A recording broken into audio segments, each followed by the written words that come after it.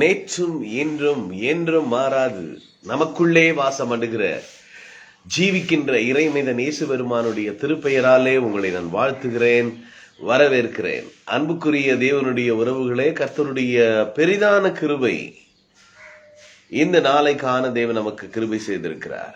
ஆச்சரியமான ஆசீர்வாதங்கள் நம்மை தேடி வரும் என்பதில் எந்த விதமான மாற்றமல்ல. இந்த நாள் தியானத்துக்கு எடுத்துக்கொள்ளப்பட்ட கர்த்தருடைய வார்த்தையை நாம் பார்க்கலாம். உபாகம புஸ்தகம் 32ஆம் அதிகாரம் கடைசி 3 வசனங்களை நாம் பார்க்கலாம். 49 வாசிக்கிறேன். எரிகோவுக்கு எதிரான மோவாப் தேசத்தில் உள்ள இந்த அபாரீம் என்னும் மலையிலிருந்து நேபோ பர்வதத்திலே ஏறி நான் இஸ்ரவேல் சந்ததியாருக்கு காணியாட்சியாக கொடுக்கும் கானான் தேசத்தை பார். நீங்கள் சீன் வனாந்திரத்தில் உள்ள காதேசிலே மேரிபாவின் தண்ணீர் சமீபத்தில் இஸ்ரவேல் புத்திரருக்குள்ளே என்னை பரிசுத்தம் பண்ணாமல் அவர்கள் நடுவே என் கட்டளைகளை மீறினால் உன் சகோதரன் ஆரோன் ஓர் என்னும் மலையிலே மரித்து தன் ஜனத்தாரிடத்தில் சேர்க்கப்பட்டது போல நீயும் ஏறப்போகிற மலையிலே மரித்து உன் ஜனத்தாரிடத்தில் சேர்க்கப்படுவாய். நான் இஸ்ரவேல் புத்திரருக்கு கொடுக்க போகிற எதிரே இருக்கிற தேசத்தை நீ பார்ப்பாய், ஆனாலும் அதற்குள் நீ பிரவேசிப்பதில்லை. நீ பார்ப்பாய். ஆண்டவர் தன்னுடைய செயல்களை செய்கின்ற காரியங்களிலே மிகவும் நேர்த்தியானவர் என்பதை நாம் புரிந்து கொள்ள வேண்டும். இஸ்ரவேல் மக்கள் முழுவதுமாக இந்த மோசேயை நம்பி வாழ்ந்து கொண்டிருந்தார்கள். ஏனென்றால் மோசே மூலமாய் தேவன் அவரோடு கூட செய்த செயல்கள் எல்லாம் ஆச்சரியமானது, அதிசயமானது. ஒரு சாதாரண மனுஷனால் செய்யவே முடியாது. அப்படிப்பட்ட அற்புத அடையாளங்களினாலே தேவனை உறுதிப்படுத்தின ஒரு மனிதன். தெய்வமாகவே அவர்கள் தீர்க்கதரிசி, மிகப்பெரிய தீர்க்கதரிசி மோசேயை அவ்வளவு முக்கியத்துவப்படுத்தி இருந்தார்கள். ஆனால் இந்த மோசேயினுடைய முடிவை நாம் இங்கே பார்க்கும் பொழுது, அவன் மரிக்க போகிறான். அவனுடைய சூழ்நிலை, ஏன் இந்த மரணம் இங்கே வருகிறது, அவன் ஏன் கானானுக்குள் போக முடியாத நிலை, பார்க்கக்கூடிய ஒரு அதிகாரம் மட்டும் அவருக்கு கொடுக்கப்படுகிறது என்பதை எல்லாம் நாம் பார்க்கும் பொழுது, தேவனை பரிசுத்தம் பண்ணாமல், தேவனை கனம் பண்ணாமல், அவர் சொன்ன வார்த்தைக்கு மீறி செய்கிற ஒரு செயலை இங்கே அவன் செய்தான் என்று என்னாகம புஸ்தகத்திலே நாம் வாசிக்கிறோம். ஏனென்றால் சிலுவையிலே இயேசு ஒரு தரம் தான் அடிக்கப்பட வேண்டும், 2 முறை அல்ல என்பதை இந்த பாடம் நமக்கு உணர்த்துகிறதை பார்க்கலாம். அதனால ஆண்டவர்கள் இங்க சொல்றாரு, நீ பார்ப்பாய். இன்றைக்கு நாம் கல்வாரி சிலுவையிலே அடித்து கொல்லுகிற இயேசுவை நேசிக்கிறோமே தவிர, அந்த கல்வாரி சிலுவையிலே தொங்கிக் கொண்டிருக்கிற உயிர்த்தெழுந்த இயேசு கிறிஸ்துவை பார்த்து பேசுகிறவர்கள் குறைவு. இங்கே ஆண்டவர் சொல்றாரு, நீ என்னை பார், பார்த்து பேசுப்பா கண்மலையா அப்படின்னாரு. கண்மலையாகிய கிறிஸ்துவை அடித்து கொண்டிருக்கிற அனுபவங்கள் தான் இன்றைக்கு நமக்கு ஞாபகம் இருக்கிறதே தவிர, இந்த மோசையை போலவே நம்முடைய வாழ்க்கையில அநேக முறை நாம் என்ன பண்றோம், பேச மறந்துடுறோம். ஆண்டவரை பார்த்து பேசும்படியா அழைக்கப்பட்டவர்கள் நாம். ஆண்டவர் சொல்றாரு, பார்ப்பாய் ஆனால் பிரவேசிக்க மாட்டாய். இன்னைக்கு நிறைய விஷயங்கள் நான் கண்ணில் பார்க்கிறோமே தவிர அனுபவிக்கிறோமா, கேள்விக்குறியாவே இருக்குது. ஆதியிலே அவள் பாவத்துக்கு உள்ளான நிலையை பார்க்கும் பொழுது, ஆதியாகமம் 1ஆம் அதிகாரம் தேவனுடைய பார்வையும் மனிதனுடைய பார்வைக்கும் வித்தியாசங்களை நீங்க பார்க்கலாம். 31வது வசனத்துல 1ஆம் அதிகாரத்துல தேவன் தாம் உண்டாக்கின எல்லாவற்றையும் பார்த்தார், அது அவருக்கு மிகவும் நன்றாயிருந்தது. 2ஆம் அதிகாரம் 19வது வசனத்துல அந்த சர்ப்பத்தினுடைய செய்தியை கேட்டதும் அவள் அந்த கனியை பார்த்தால், பறித்தால், புசித்தால், கொடுத்தாள். தேவன் மிகவும் நன்றாயிருக்கிறது என்று கண்டார், அதை ஆசீர்வதித்தார். ஆனால் இவளோ இந்த மாம்சத்துக்குரிய கண்களால் அதை கண்ட உடனே, அந்த கேள்விப்பட்ட உடனே அதை அடைய வேண்டும் என்கிற ஆசை. இன்னைக்கு பாத்தீங்கன்னா காலையில நான் செல் ஆன் பண்றேன், ஆன் பண்ணும்போது அப்படியே இழுக்குது பாருங்க. சில விஷயங்கள் அப்படியே அதை போய் உட்கார்ந்தா எவ்வளவு மணி நேரம் போறதுன்னு தெரியல. அப்போ கண்கள் ஒரு காரியத்தை நீங்கள் காணும் பொழுது அவைகள் நம்மை அதிகமாக பதிய வைக்கின்ற ஒரு அனுபவம். நம் மூளையில, நம்முடைய மனதில், ஆழ் மனதில் நீங்க பார்ப்பது, அதாவது கேட்கறத விட, பேசுவதை விட பார்ப்பதிலே இருக்கிற அந்த நிலை இருக்குது பாத்தீங்களா, அது அதிகமாக ஈர்ப்பு சக்தி கொண்டது, மிகவும் வலிமையானது என்பதை புரிந்து கொள்ளணும்.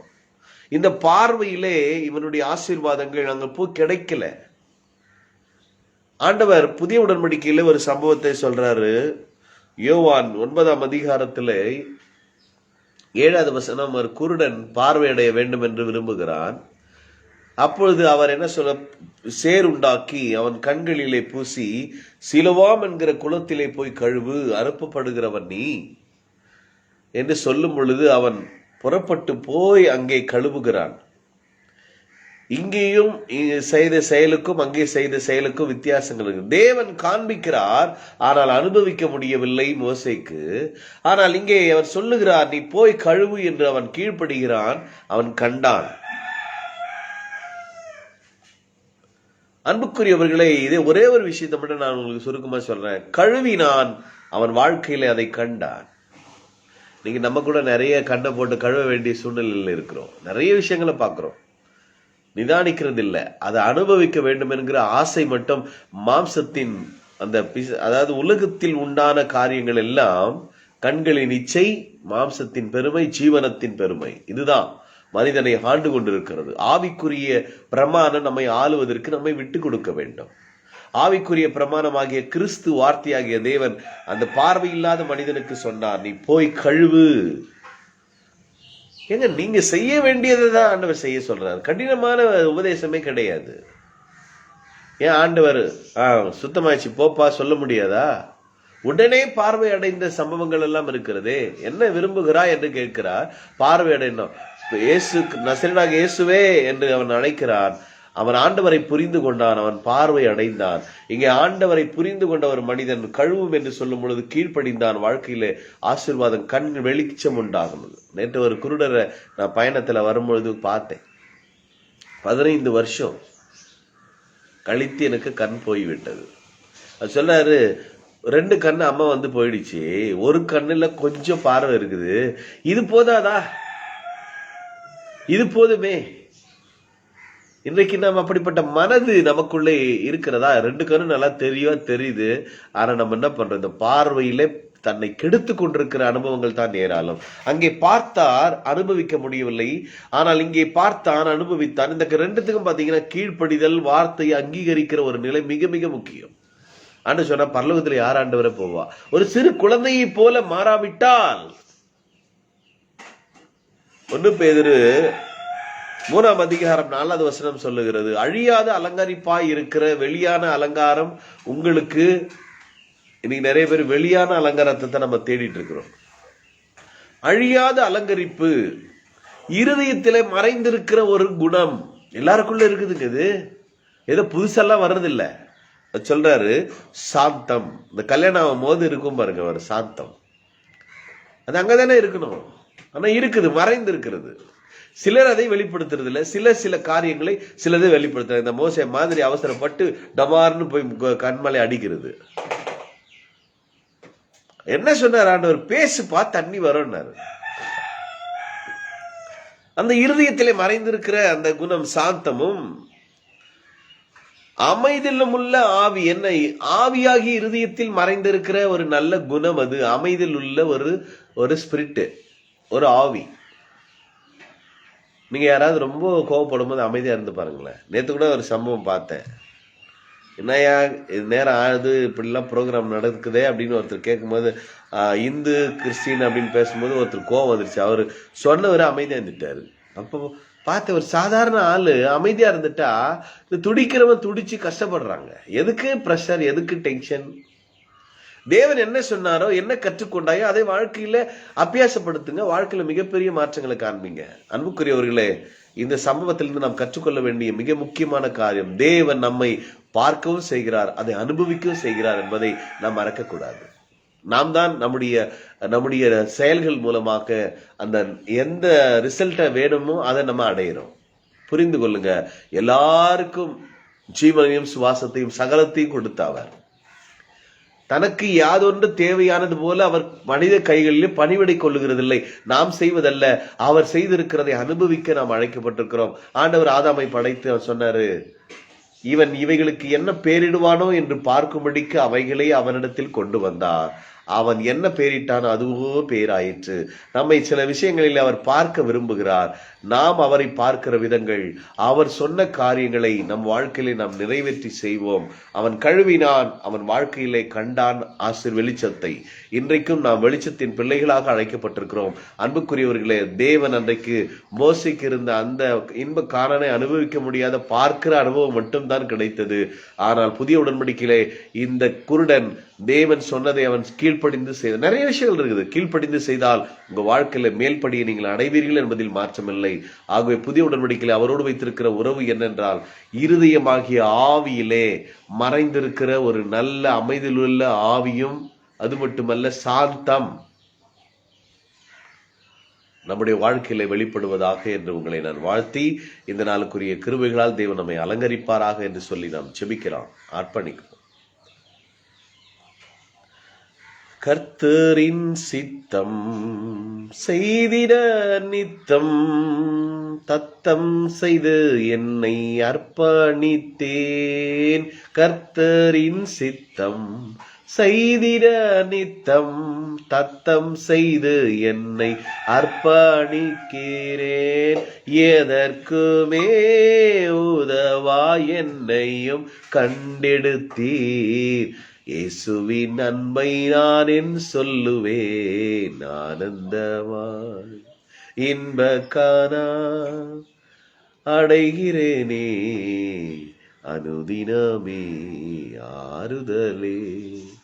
ஆமாண்டவரே, ஒவ்வொரு நாளும் உம்முடைய பார்வை எங்கள் மீது பட்டதினால், ஆண்டவரே, பார்வை பட்ட மாத்திரத்திலே குஷ்டரோகம் சுகமானது. உடைய பார்வை பட்ட மாத்திரத்திலே ஆண்டவரே எல்லா சூழ்நிலைகளையும் மாறும் என்பதை நாங்கள் விசுவாசிக்கிறோம். ஆண்டவரே, நீர் பார்வை, உடைய வார்த்தை எங்களுக்கு ஒவ்வொரு நாளும் எங்களை பார்த்து கொண்டே இருக்கிறது, பேசிக்கொண்டே இருக்கிறது. ஆண்டவரே, நீர் உணர்த்தி கொண்டே இருக்கிறீர். எங்களுக்கு கண்கள் திறக்கப்படுகிறது, முக்காடு விலகிறது, மனந்திரும்புதல் உண்டாகிறதுக்காக நன்றி சொல்லுகிறோம் அப்பா.